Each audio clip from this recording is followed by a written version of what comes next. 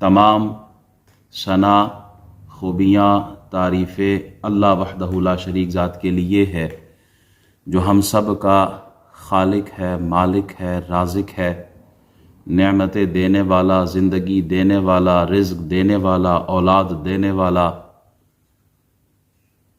दुरूद सलाम बेहिसाब उस हस्ती पर जो हम सब के आका हैं, मौला हैं, रहमतल लिल आलमीन है, शफ़ीउल मुज़निबीन है, ख़ातमुन नबिय्यीन है। दुआ गो हूँ मालिक व मौला, हमारा अव्वल वक्त में मस्जिद में हाज़िर होना, बैठना, सुनना और सुनाना अपनी पाक बारगाह में कबूल और मंजूर फरमाए।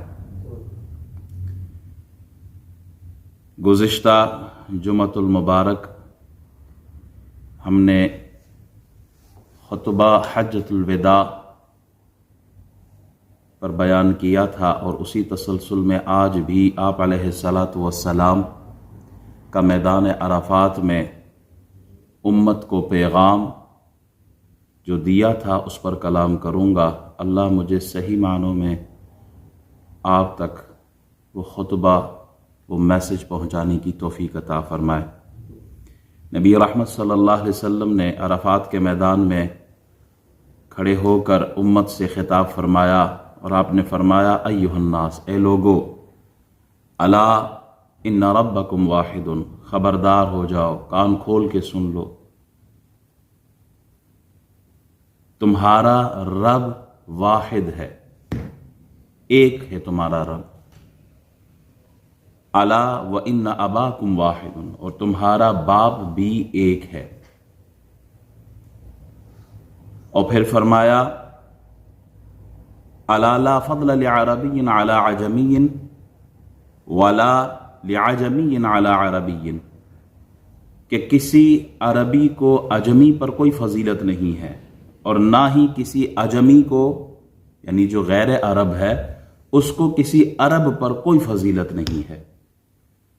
वला लि अस्वद अला अहमर वला लि अहमर अला अस्वद इल्ला बित्तक़वा, और ना ही किसी गोरे को, ना ही किसी काले को सुर्ख रंगत वाले पर, और ना ही किसी सुर्ख रंग वाले को किसी काले रंग वाले पर कोई फजीलत नहीं है। इल्ला बित्तक़वा, हाँ मगर, बजुज़, बट फजीलत का मयार क्या है?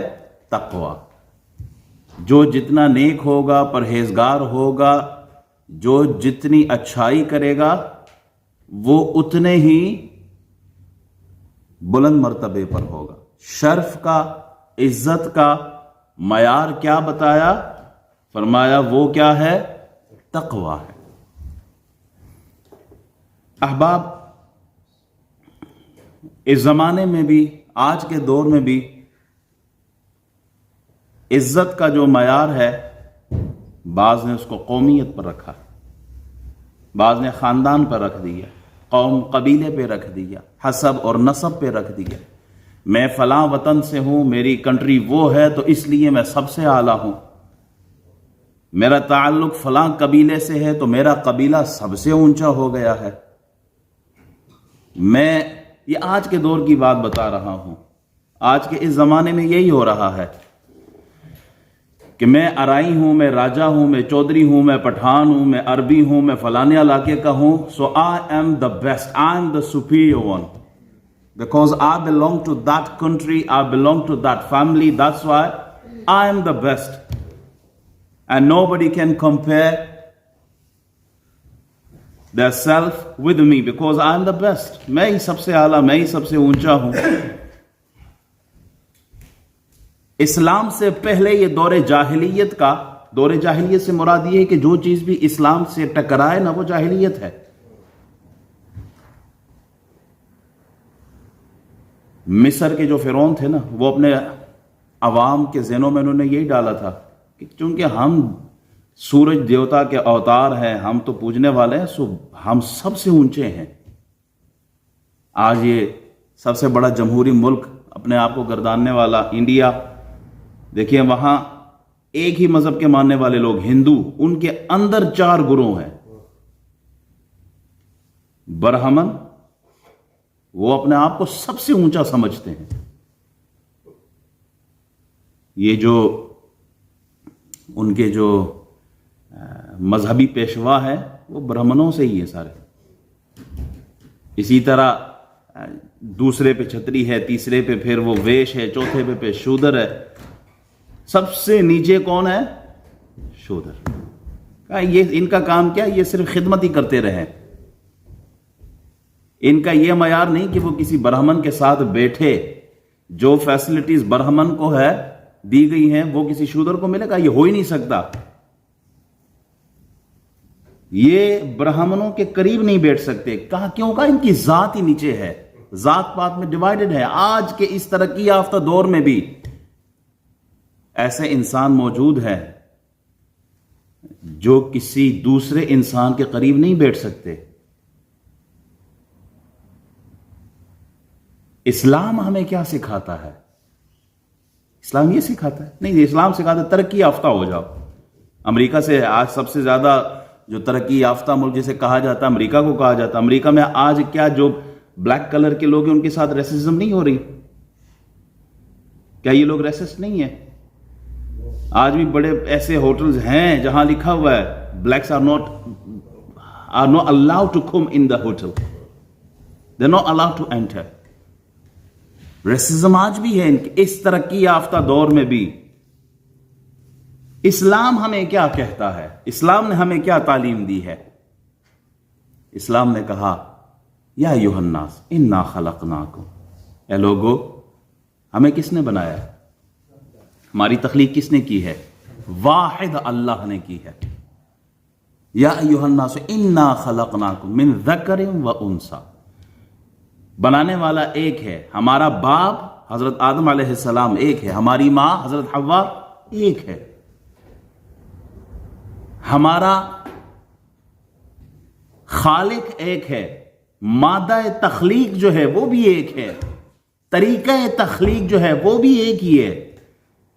ایسا نہیں ہے کہ کسی کو خاندان کی بنیاد پر اس کا مادہ تخلیقی کچھ اور ہو، طریقہ تخلیقی کچھ اور ہو.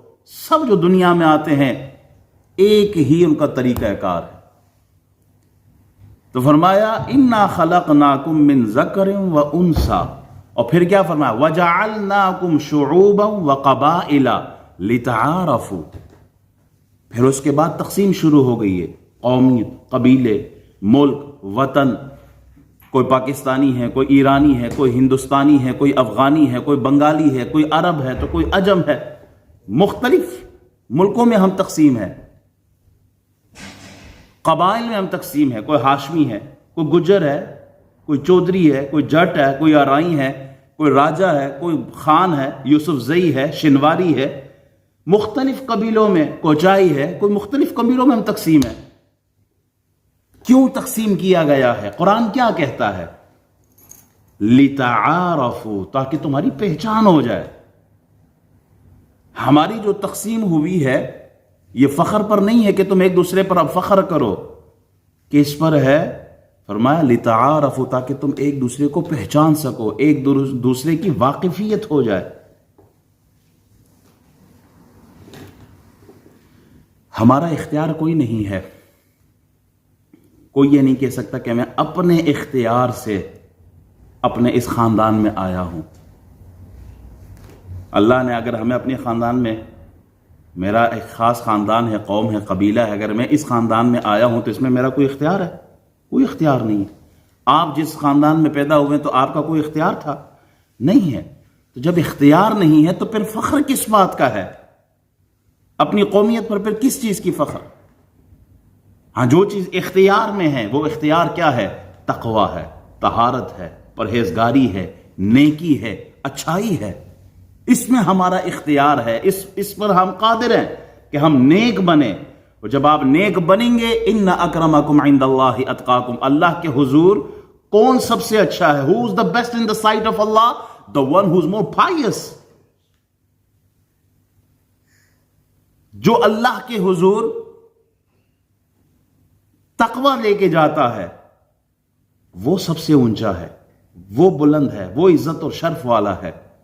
ان اللہ لا ينظر الى صورکم واموالکم ولکن ينظر الى قلوبکم واعمالکم، اللہ نہ تمہارا رنگ دیکھتا ہے، نہ تمہارا مال دیکھتا ہے، نہ تمہارے چہرے کی خوبصورتی دیکھتا ہے، اللہ دیکھتا ہے تو تمہارے دل کی نیت، تمہارے اعمال دیکھتا ہے۔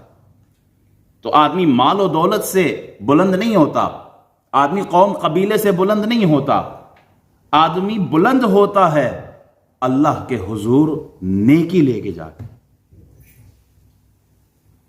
اللہ کا خوف رکھنے والا، اللہ سے ڈرنے والا، وہ آدمی جو ہوتا ہے وہ بلند ہوتا ہے۔ نبی رحمت صلی اللہ علیہ وسلم نے جس دور میں مساوات کا درس دیا نا، وہ دور کیسا دور تھا؟ وہ لوگ اپنے اپنے قبیلوں پہ فخر کرتے تھے، اپنے خاندان پہ فخر کرتے تھے، نہ فخر کرتے بلکہ اگلے کو وہ تانے بھی دیا کرتے تھے کہ تمہارا قبیلہ کیا ہے ہمارے قبیلے کے سامنے، تمہاری حیثیت کیا ہے ہماری حیثیت کے سامنے، تم کون ہوتے ہو ہمارے سامنے بولنے والے۔ نبی اکرم صلی اللہ علیہ وسلم نے اس دور میں مساوات کا درس دیا ہے۔ وہ کیسے؟ وہ تو جب بدر کا واقعہ ہوا تو دو قریشی جب سامنے آئے، نبی اکرم صلی اللہ علیہ وسلم نے مدینہ کے دو انصار بھیجے، انہوں نے کہا محمد ہمارے مقابلے میں یہ دو مدینہ کے انصار بھیج کر آپ ہماری تلواروں کی توہین کر رہے ہو، یعنی اتنا غرور تھا ان لوگوں میں، ہمارے لیول کے لوگوں کو بھیجو تاکہ ہم سے لڑے۔ اس زمانے میں رسول اللہ صلی اللہ علیہ وسلم نے مساوات کا درس دیا ہے اور ایک ہی صف میں محمود اور ایاز کو کھڑا کر کے دکھایا ہے۔ اس زمانے میں رسول اللہ صلی اللہ علیہ وسلم نے بلال حبشی کو قریشیوں کا بھائی بنایا ہے۔ اس زمانے میں رسول اللہ صلی اللہ علیہ وسلم نے روم سے آئے ہوئے سہیب کو قریشی کا بھائی بنا دیا، سلمان فارسی کو اپنے اہل بیت میں سے بتایا۔ جب فتح مکہ ہوا نا تو رسول اکرم صلی اللہ علیہ وسلم نے بلال حبشی سے فرمایا کہ کعبے کی چھت پہ چڑھو اور اذان دو۔ احباب ایک لمحے کے لیے یہاں رکیں، غور کریں، ابو بکر موجود ہے، فاروق اعظم موجود ہے، عثمان غنی موجود ہے، مولا علی موجود ہے، 10,000 کا اجتماع ہے صحابہ کا موجود ہے، بڑے بڑے سردار موجود ہے، لیکن رسول اللہ صلی اللہ علیہ وسلم نے کعبے کی چھت پر بلال حبشی کو چڑھا کر پوری دنیا کو پیغام دیا ہے کہ اسلام میں برہمن اور شودر کا کوئی تصور نہیں ہے۔ اسلام میں سردار ہونا، عزت کے منصب پر ہونا وہ اپنی جگہ پر ہے، لیکن کسی غلام کو بھی حقارت کی نظر سے دیکھنا، کہا یہ اسلام میں نہیں ہے۔ ساری دنیا کو پیغام دیا کعبے کی چھت پر بلال حبشی کو چڑھا کر کہ اسلام مساوات کا درس دیتا ہے، ایکویلٹی کا درس دیتا ہے، اسلام یونٹی کا درس دیتا ہے۔ یونٹی کیسے آئے گی؟ لوگوں کو قریب کرنے۔ لوگ قریب کب ہوں گے؟ جب آپ پیار اور محبت اور عزت دیں گے۔ جب آپ اگلے کو حقارت کی نظر سے دیکھیں گے تو آپ اسے قریب نہیں کریں گے۔ جب وہ قریب نہیں آئے گا تو امت میں اسی طرح ڈیویژن ہوتی رہے گی، اسی طرح ہم ڈیوائیڈڈ ہوتے رہیں گے۔ بلال حبشی کو جب کعبے کی چھت پہ چڑھایا نا تو ایک قریشی نے کہا، ایک مکے کے رہنے والے نے کہا، کافر نے کہا، وہ کہتا ہے کہ شکر ہے میرا باپ یہ منظر دیکھنے سے پہلے ہی چلا گیا، میرے باپ نے یہ منظر ہی نہیں دیکھا۔ کیا منظر؟ کہ ایک غلام کعبے کی چھت پہ کھڑا ہے اور ہم جو ہیں سردار سارے نیچے کھڑے ہیں۔ حارث بن ہشام نے کہا تھا کہ محمد کو صلی اللہ علیہ وبارک وسلم العیاذ باللہ، اس نے یہ کلمات کہے کہ محمد کو کوئی اور نہیں ملا کہ اس کالے کوے کو چھت پہ چڑھا دیا۔ یعنی بلال حبشی کو اتنی حقارت سے دیکھتے تھے۔ ابو سفیان اس وقت کلمہ نہیں پڑھا تھا تو وہ کہنے لگے میں کچھ نہیں کہتا، کیونکہ اگر میں کچھ کہوں نا تو مجھے ڈر ہے کہ آسمان سے خبر آئی جائے گی ان کو کہ میں نے کیا کہا ہے۔ اتنے میں جبریل امین آئے اور سارا واقعہ سنا دیا کہ یہ آپس میں کیا گفتگو کر رہے ہیں۔ رسول اللہ صلی اللہ علیہ وسلم نے بلایا، ان کو بتایا کہ اب اسلام آ گیا ہے، اب یہ ظلم نہیں ہوگا، اب یہ ظلم نہیں ہوگا۔ پھر قرآن کی آیات نازل ہوئی، یہ آیت آئی، یا ایھا الناس انا خلقناکم من ذکر وانثی وجعلناکم شعوبا وقبائل لتعارفوا ان اکرمکم عند اللہ اتقاکم. یہ ہے اسلام، یہ ہے ہمارا اصل پیغام دین اسلام کا. یہ آیت اس زمانے میں نازل ہوئی کہ جب ہر قبیلہ اپنے شعراء کے ذریعے دوسرے قبیلے پر فخر کیا کرتا تھا، شعر و شاعری ہوتی تھی، دوسرے کو طعن ذلت آمیز القابات سے اور ذلت آمیز باتوں سے دوسرے کو گھٹیا ثابت کرتے تھے. حج کے موقع پر مینا اور عرفات میں جاتے تو پھر اپنے قبائل کو، یہ قوم پرستی ان کے اندر کہ ہمارا قبیلہ، ہمارا قوم، ہمارا خاندان یہ سب سے بلند ہے، اور بات جنگ و جدال تک چلی جاتی.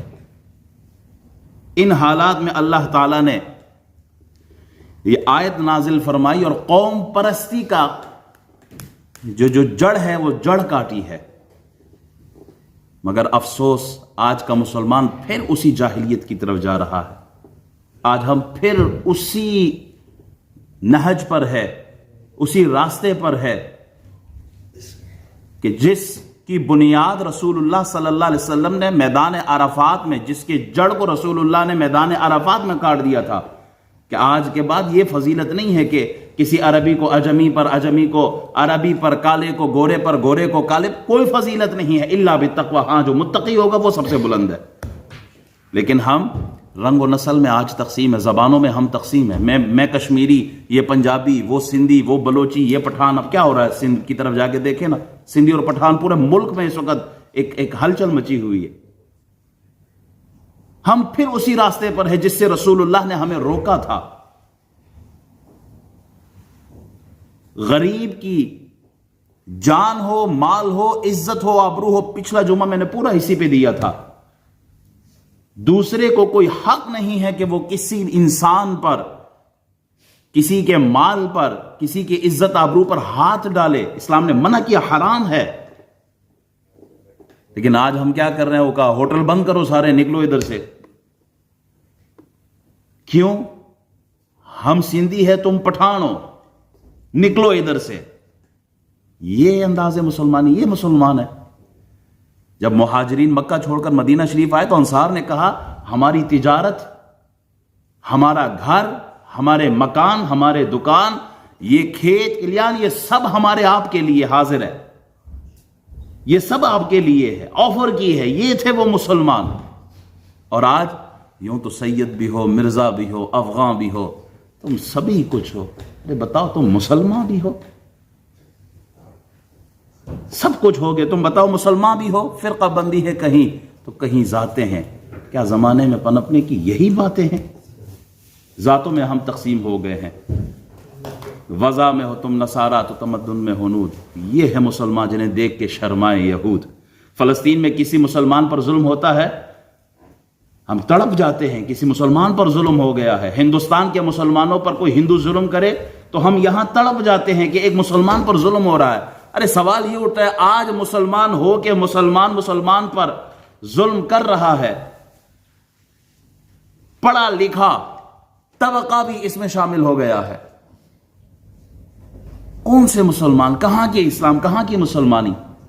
رسول اللہ صلی اللہ علیہ وسلم ارشاد فرماتے ہیں لیس منا من دعا الی عصبیہ، جو قومیت کے نعرے کی طرف لوگوں کو بلائے وہ ہم میں سے نہیں ہے. آؤ جی ہم سارے کشمیری ہیں، ہم ان کے خلاف لڑتے ہیں. مسلمانوں کے خلاف. آج ہم پنجابی ہیں تو سندھیوں کے خلاف، سندھی ہے تو بلوچیوں کے خلاف، بلوچی ہے تو پٹھانوں کے خلاف. قومیت کی بنیاد پر لڑنا، حضور فرماتے ہیں یہ ہمارے ہے ہی نہیں. پھر آپ علیہ السلام فرماتے ہیں وَلَيْسَ مِنَّا مَنْ قَاتَلَ عَصَبِيًّا، جو قومیت کی بنیاد پر لڑے وہ ہم میں سے نہیں ہے. اور پھر فرمایا وَلَيْسَ مِنَّا مَنْ مَاتَ عَلَى عَصَبِيًّا، جو قومیت کے نعرے پر مر جائے وہ ہمارا نہیں ہے. إِنَّمَا الْمُؤْمِنُونَ إِخْوَةٌ فَأَصْلِحُوا بَيْنَ أَخَوَيْكُمْ اتَّقُوا اللَّهَ لَعَلَّكُمْ تُرْحَمُونَ. مومن تو بھائی ہیں. اگر کوئی گڑبڑ ہوتی ہے مسلمانوں کے درمیان تو ان کی صلح کرانی چاہیے، نہ کہ اس آگ پر مزید پیٹرول اور ڈیزل ڈالا جائے تاکہ آگ اور بھڑکے. جنت کا داخلہ وہ قوم پر نہیں ہے، کہ میں پٹھان ہوں تو میں جنت جاؤں گا. روز محشر فیصلہ تقوی پر ہوگا، ایمان پر ہوگا، اعمال پر ہوگا. اگر قوم اور قبیلے کی بنیاد پر کوئی جنت جاتا تو ابو جہل مکے کا رہنے والا ہے، ابو لہب قریشی ہے، ہاشمی ہے، لیکن نہیں جائیں گے جنت میں. کیوں؟ اس لیے کہ جنت کا داخلہ اسلام کے ساتھ ہے. بلال حبشی مکی نہیں ہے، قریشی نہیں ہے، ہاشمی نہیں ہے، لیکن فاروق اعظم فرماتے ہیں کہ بلال ہمارے سردار ہیں. کیوں؟ تقوی کی بنیاد پر، اسلام کی بنیاد پر. فاروق اعظم نے 1400 سال پہلے کہہ دیا تھا، لوگوں ہماری عزتیں اگر ہے تو اسلام کی وجہ سے ہے، قوم قبیلے کی وجہ سے ہماری عزت کوئی نہیں ہے. اگر ہم نے اسلام کو چھوڑا نا، یقین کریں ہم واپس ذلیل ہوں گے. تو ہماری اصل اسلام ہے. قوم اور قبیلے کی بنیاد پر لڑنا، اور یہ بہت افسوس کی بات، بہت افسوس کی بات، یہ ایک میرا نہیں آپ کا بھی مشاہدہ ہوگا. آج صرف ایک انگلینڈ کی مثال لے لیں، آج تو مسجدیں بھی اسی حوالے سے تقسیم ہے. یہ راجوں کی مسجد ہے، وہ چودھریوں کی مسجد ہے، وہ ارائیوں کی مسجد ہے، وہ جھٹوں کی مسجد ہے، وہ پٹھانوں کی مسجد ہے، وہ افغانیوں کی مسجد ہے. ہم نے تو اللہ کے گھر کو بھی اس انداز میں تقسیم کر دیا. اللہ کا گھر تو اللہ کا گھر ہے. اللہ نے ہمیں اگر اس خاندان میں پیدا کیا تو تعارف کے لیے کیا ہے. باقی جنت میں جانا ہے تو جنت میں جانے کی اصل جو ہوگی وہ تقوی ہے. دیکھیں اپنے اندر تقوی ہے کہ نہیں ہے. رسول اللہ صلی اللہ علیہ وسلم فرماتے ہیں 4 باتیں ایسی ہیں جو دوہرے جاہلیت میں تھی نا، وہ میری امت کے بعض افراد میں رہیں گی. کون سی باتیں رہیں گی؟ فرمایا فخر اپنے قوم قبیلے پر، تانا دوسرے کے قوم قبیلے پر. آپ دیکھیں نا، یہ ہمارے اس زمانے میں کیا یہ باتیں موجود نہیں ہیں؟ آج بھی یہ چیزیں ہمارے اندر موجود ہیں. حل کیا ہے؟ میں سمجھتا ہوں کہ سب سے پہلے جن علاقوں میں یہ جاہلیت دوبارہ سر اٹھا رہی ہے، ان علاقوں میں جتنی بھی تبلیغی جماعتیں ہیں، سب سے پہلے تو مسجد کا ممبر اور محراب ہے، پھر جتنی گدیاں ہیں، جتنے پیر ہیں، آستانے ہیں، ان کو اپنا کردار ادا کرنا چاہیے کہ حضور کا یہ خطبہ لوگوں کو سنائے کہ رسول اللہ نے کیا ارشاد فرمایا ہے. قوم قبیلے کی طرف جو بلائے اور اس پر فخر کرے اور دوسرے کو گھٹیا جانے خود کو، بلکہ قرآن تو کہتا ہے لا یسخر قوم من قوم، ایک قوم دوسرے قوم کا تمسخر نہ اڑائے، مذاق نہ اڑائے. قرآن نے تو ہمیں یہ سکھایا، یہ میسج جو ہے اپنی عوام کو، اپنی نمازیوں کو، اپنے محلے داروں کو سنایا جائے اور اس آگ پر پیٹرول کی جگہ پانی چھڑکا جائے تاکہ یہ آگ سر نہ اٹھائے. ہماری مصیبت یہ ہے کہ جب مریض آئے نا، اس کے پیٹ میں درد ہو تو ڈاکٹر سر کی دوا دے تو وہ مرض کبھی ختم نہیں ہوتا. ہماری مصیبت یہ ہے کہ جب آگ لگی ہوئی ہو تو اس دن بھی ہم ممبر پہ بیٹھ کے ہم 4 فرض ہی بتاتے ہیں کہ وضو میں 4 فرض ہیں. ارے بھائی، جس مرض میں مبتلا ہے اس مرض کی دوا دیں، اور پھر دوا بھی دیں تو پھر کینسر کا مرض پیناڈول سے تو ٹھیک نہیں ہوگا نا، پیراسٹامول سے. اس لیول کی دوائی دینی چاہیے. آج ہمارے قوم کے جتنے راہبر رہنما ہیں، چاہے وہ سیاست سے ہوں، چاہے وہ مذہب سے ہوں، چاہے وہ کسی بھی حوالے سے جو بڑے، ان کو اپنا کردار ادا کرنا چاہیے کہ وہ میدان میں آئے اور اس آگ پر پانی ڈالے.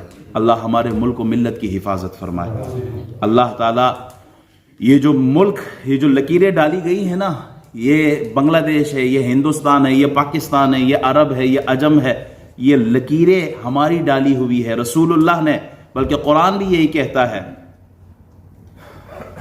کہ اللہ کی تخلیق جو ہے وہ ایسے کہ کچھ مسلمان ہے اور کچھ کافر ہے.